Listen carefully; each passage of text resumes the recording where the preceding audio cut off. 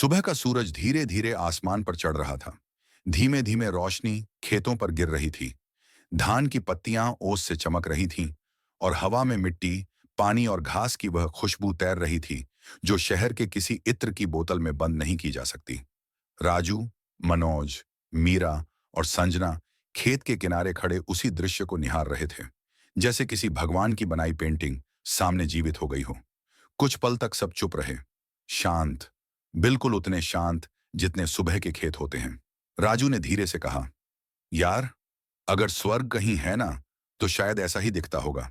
मनोज हंसते हुए बोला, शहर में आंखें दर्द कर देती हैं स्क्रीन देखकर, यहां आंखें खुद ब खुद चमक रही हैं। संजना ने हवा में सांस भरते हुए कहा, ये खुशबू, ये शांति, ये सब कहीं और मिलता ही नहीं। मीरा मुस्कुराई, गांव की सुबह ऐसी ही होती है, धीमी, शांत और जिंदगी से भरी। चारों कुछ पल और चुप रहे। यह चुप्पी खाली नहीं थी, यह शांति से भरी थी। तभी खेत के दूसरी ओर से आवाज आई, अरे बच्चों, आओ इधर, धान रोपाई सीखोगे। ये मीरा के काका जी थे, गांव के सबसे अनुभवी किसान। चारों एक दूसरे को देखकर हंसे और उत्साह में काका जी की ओर चल पड़े। जूते उतारे, पैंट ऊपर मोड़ी और कीचड़ भरे खेत में कदम रखा। जैसे ही पैरों ने मिट्टी को छुआ, एक ठंडापन, एक सुकून, जैसे धरा अपने हाथों से पैरों को पकड़कर कह रही हो, आ गए बेटा, देर हो गई आने में। मनोज बोला, भाई ये तो पैर की फ्री मसाज है। संजना ने हंसते हुए कहा, शहर वाले ऐसे कीचड़ को पैसा देके लगवाते हैं स्पा में। चारों धान के छोटे पौधे रोपने लगे। हर पौधे में उम्मीद थी, हर हाथ की हलचल में सादगी। काका जी ने समझाया, धान लगाना पूजा है बेटा, हर पौधा एक दिन दाना बनेगा और हर दाना किसी का पेट भरेगा। उनकी बात सुनकर राजू धीमे से बोला, यह काम नहीं, यह तो आशीर्वाद जैसा है। धीरे धीरे खेत के खरपतवार निकालने की बारी आई। हाथ मिट्टी से भरते गए, कपड़े गंदे होते गए, लेकिन कोई परेशान नहीं था। मीरा बोली, पहली बार कर रहे हो ना ये सब? संजना बोली, हाँ, लेकिन बहुत अच्छा लग रहा है। शहर में ऐसा करने की हिम्मत भी नहीं होती। कमर सीधी करने ही लगे थे कि अचानक घंटियों की आवाज आई। मुड़कर देखा, दो मजबूत बैल खेत की ओर आ रहे थे। काका जी बोले, आज हल चलाना भी सीखोगे? मनोज ने घबराकर कहा, भाई, ये बैल कहीं हमें ही ना जोत दें। राजू हंसते हुए बोला, देख भाई, अगर तू हल पकड़ेगा तो बैल भी हड़ताल कर देंगे। काका जी ने हल बैलों के पीछे बांधा और बारी बारी सबको पकड़ा दिया। पहले मनोज पकड़ा, 2 कदम चला और गिरते गिरते बचा। बाकी सब हंसते हंसते दोहरे हो गए। फिर संजना ने कोशिश की, डरते डरते हल पकड़ा, लेकिन धीरे धीरे सीख गई। मीरा स्वाभाविक थी, वह गांव की लड़की थी, हल को ऐसे संभाल रही थी जैसे कोई बाल पकड़कर बच्चे को चला रही हो। जब राजू की बारी आई, हल भारी था, बैल शक्तिशाली थे और मिट्टी नरम थी। लेकिन जैसे ही हल ने मिट्टी को चीरते हुए आगे बढ़ना शुरू किया, राजू को लगा जैसे दिल में कोई पुराना गीत बज उठा हो। काका जी ने कहा, शाबाश बेटा, हल चलाना सिर्फ ताकत नहीं, धैर्य भी चाहता है। उनकी हर बात राजू के दिल में उतर रही थी। काम खत्म होने के बाद चारों को खेतों के बीच की पगडंडी पर घुमाया गया। हवा पेड़ों से टकराकर सीटी जैसी आवाज निकाल रही थी। दूर कुएं की चर्र चर्र, पक्षियों की चहचहाहट, गायों की घंटियां, यह सब मिलकर प्रकृति का संगीत बना रहे थे। संजना ने कहा, यार, यहाँ के बच्चे क्या दुनिया जीते होंगे, हमसे ज्यादा खुश। मीरा बोली, क्योंकि इन्हें खोना नहीं पड़ा जो तुम लोगों ने खो दिया है। राजू ने धीरे से कहा, सच में, शहर में सब कुछ है लेकिन कुछ भी नहीं है। पगडंडी के आखिर में एक बूढ़ी नानी चारपाई पर बैठी थी। काका जी ने कहा, ये हमारी मोहल्ले की नानी है, कहानियों का खजाना। नानी मुस्कुराई, आओ बेटा, थक गए लगते हो, यहां बैठो। चारों नानी के पैरों के पास बैठ गए। नानी बोली, हमारे टाइम में मिट्टी सोना देती थी, बारिश का पानी इतना साफ होता था कि लोग हाथ आगे करके पी लेते थे, और फसल इतनी कि जगह कम पड़ जाती थी। उनकी हर कहानी दिल में उतर रही थी। फिर वह अचानक बोली, शहर में तुम लोग क्या ढूंढते हो बेटा? दौलत, नाम, जिंदगी, ये सब यहां है, मिट्टी में, बस लोग पहचानते नहीं। चारों कुछ पल चुप रहे। नानी की बातें दिल में उतरती जा रही थी। दोपहर हो चुकी थी। घर पहुंचे, अम्मा बाजरे की मोटी रोटियां बना रही थी। दाल में तड़का, साग की खुशबू और छाछ की ठंडक। चारों टूट पड़े खाने पर। मनोज बोला, अम्मा ये दाल तो जान ले लेगी। अम्मा बोली, अरे बेटा, जान नहीं, जान बनाएगी। सब हंसे। खाना खाकर आंगन में खाट पर लेट गए। नीम की छाया हिल रही थी, हवा ठंडी थी और धीरे धीरे चारों गहरी नींद में खो गए। वैसी नींद जो शहर में शायद सालों से नहीं ली गई थी। दोपहर की नींद के बाद हम चारों धीरे धीरे जागे। आंगन में हल्की हल्की हवा चल रही थी। नीम की पत्तियां कोमल सी सरसराहट कर रही थीं और सूरज ढलने लगा था। राजू ने आंखें मलते हुए कहा, कसम से इतनी अच्छी नींद मैंने कभी नहीं ली। मनोज ने खिंचाई करते हुए कहा, ये नींद नहीं भाई, ये शरीर का रीस्टार्ट है। संजना मुस्कुराई, शहर में सोते भी थकान बढ़ती है, यहां सोकर इंसान हल्का हो जाता है। मीरा बोली, गांव की हवा ऐसी ही होती है, दवाई नहीं, दुआ जैसी।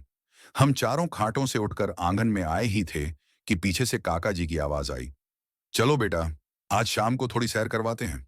बस इतना सुनते ही हमारी थकान पूरी गायब। हम चारों तुरंत तैयार, बिल्कुल स्कूल के बच्चों की तरह जिन्हें टीचर ने अचानक पिकनिक पर चलने को बोल दिया हो।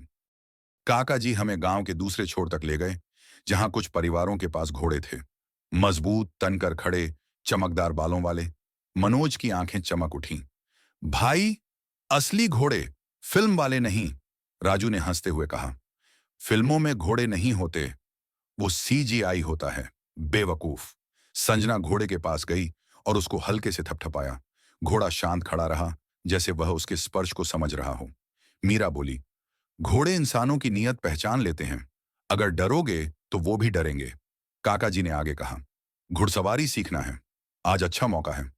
हम तो जैसे तैयार ही बैठे थे। काका जी ने सबसे पहले मनोज को आगे किया। मनोज ने कहा, भाई पहले मैं ही क्यों?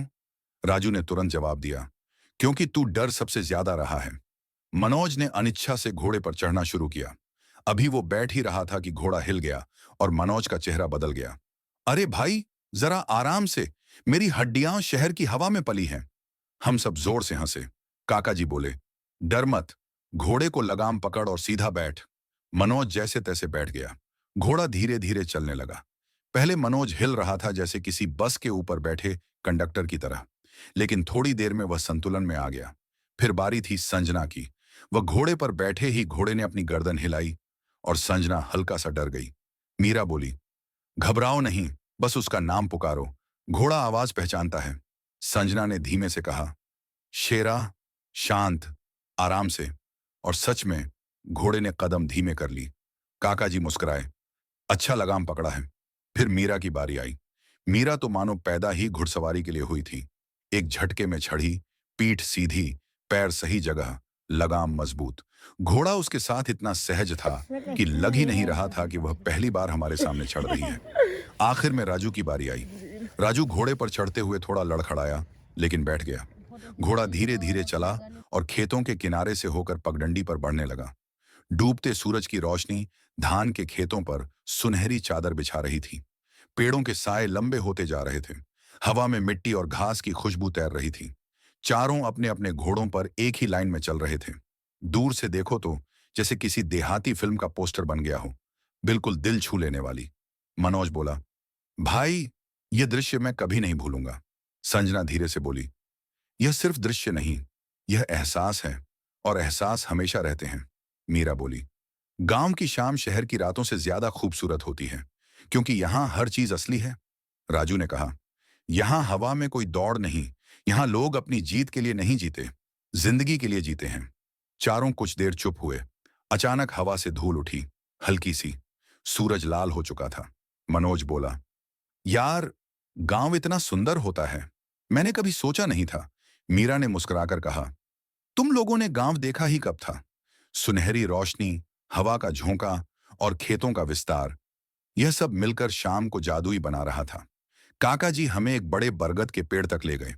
पेड़ इतना विशाल कि उसकी जटाएं जमीन तक फैली थी। उसकी छाया में एक छोटी सी चौपाल थी। राजू पेड़ के नीचे खड़ा होकर ऊपर देखने लगा। यार, ये पेड़ हॉलीवुड वाली फिल्मों से भी बड़ा है।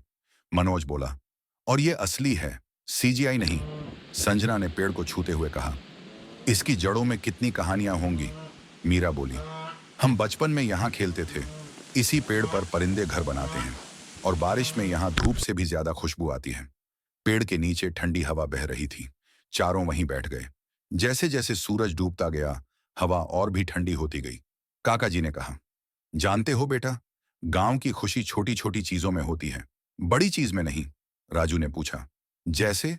काका जी बोले, जैसे सुबह का सूरज, बैल की घंटियां, मिट्टी की खुशबू, खेतों की हरियाली और अपनों की बातें।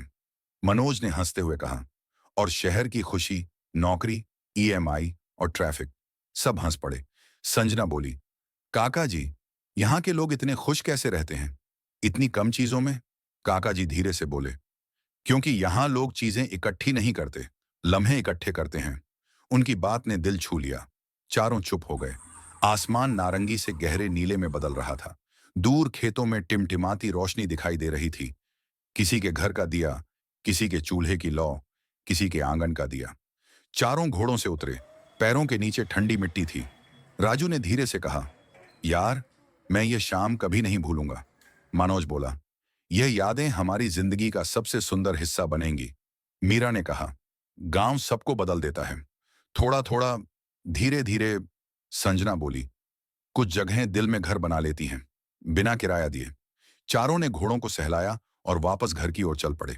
घर पहुंचते ही अम्मा ने चूल्हे पर खाना बनाना शुरू कर दिया था। तवे पर रोटी सिकने की खुशबू, साग में सरसों का तड़का और देसी घी की गर्माहट, इन सब ने आंगन को ही स्वर्ग बना दिया।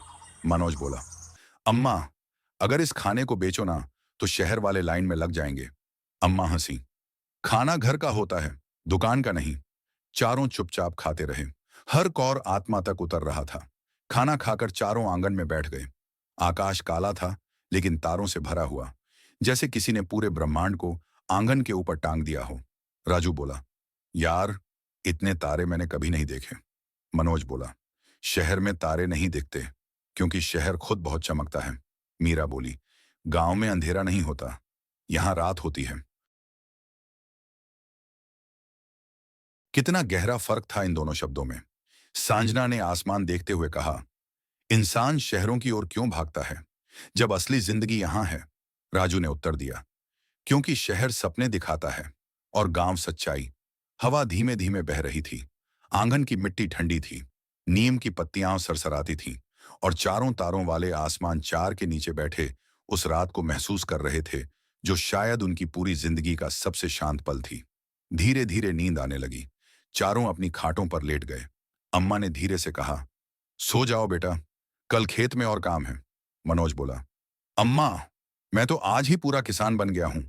अम्मा ने प्यार से कहा, किसान बनने में जिंदगी लगती है बेटा, पर दिल किसान जैसा होना चाहिए। आकाश में तारे चमक रहे थे।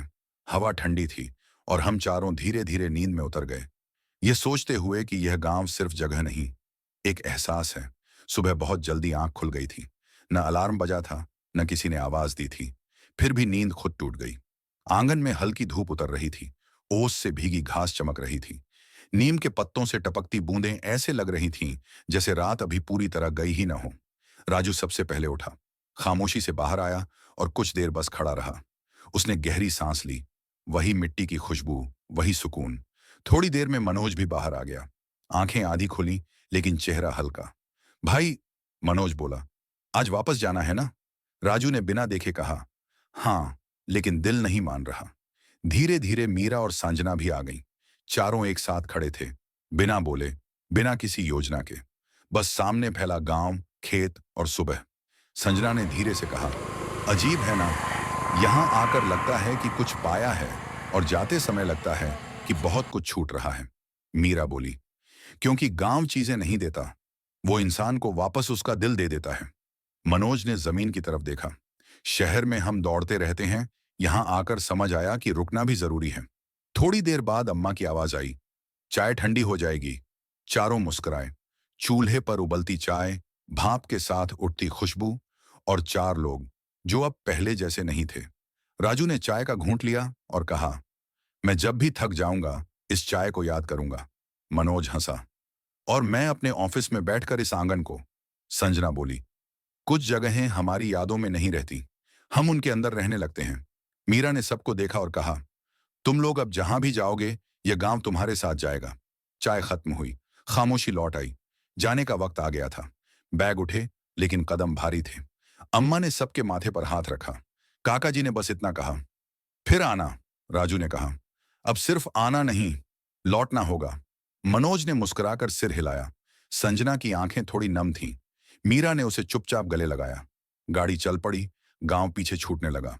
खेत, पेड़, रास्ते सब धीरे धीरे दूर होते गए, लेकिन अंदर कुछ पास आता जा रहा था। राजू ने खिड़की से बाहर देखते हुए कहा, हम यहां कुछ दिनों के लिए आए थे, लेकिन यह जगह हमेशा के लिए हमारे अंदर रह गई। मनोज बोला, शहर हमें सफल बना सकता है, लेकिन जिंदा रहना यहां सिखाया जाता है। संजना ने आंखें बंद कर लीं। कुछ यात्राएं मंजिल तक नहीं जाती, वो इंसान को खुद तक ले जाती हैं। मीरा ने धीमे से कहा, और यही सबसे बड़ी यात्रा होती है। गाड़ी आगे बढ़ती रही। सड़क बदल गई। शहर करीब आने लगा, लेकिन चारों जानते थे, ये कहानी यहां खत्म नहीं हुई है। ये बस एक याद बनकर शुरू हुई है, क्योंकि जो एक बार गांव को महसूस कर ले, वो कभी पूरी तरह शहर का नहीं रह पाता।